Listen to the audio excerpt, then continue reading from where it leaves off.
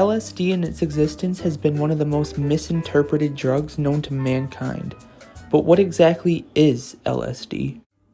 LSD is an extremely potent hallucinogen made from lysergic acid, which naturally grows in ergot, a fungus that grows on rye and other grains. It's so potent that its doses tend to be in the microgram range, and its effects are stimulating, pleasurable, mind-altering, and bring self-awareness like never before.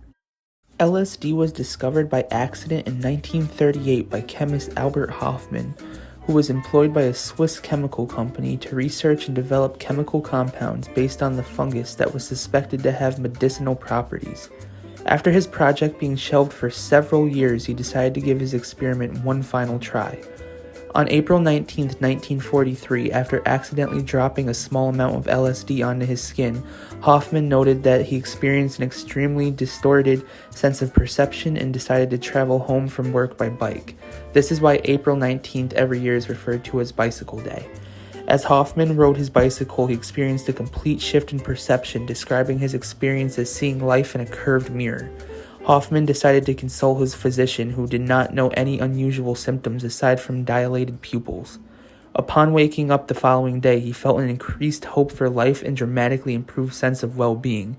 This experience eventually led him to begin further experimentation on both himself and his own friends. Because of its similarity to a chemical present in the brain and its similarity in effects to certain aspects of psychosis, LSD was used in various experiments by psychiatrists through the 1940s and 60s about how LSD and psychedelic drugs in general can positively impact behavior and mental health. LSD was popularized in the 60s by individuals such as psychologist Timothy Leary. Timothy Leary encouraged American students to turn on, tune in, and drop out. While the 60s counterculture used the drug as an answer to society, the Western intelligence community and the military saw LSD as a potential chemical weapon.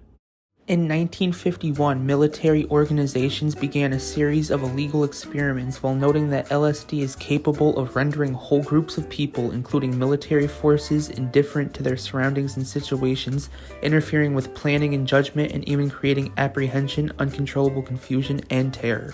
Experiments in the possible use of LSD to change the personalities of intelligence targets and to control whole populations continued until the United States officially banned LSD in 1967. The use of LSD declined in the 1980s but picked up again around 1998 because it had become more widely used at dance clubs and music parties, which started massively increasing in popularity by teens and young adults. The use of LSD dropped significantly in the early 2000s but started to rise again during the pandemic in 2020 for spiritual use. So what benefits come from LSD?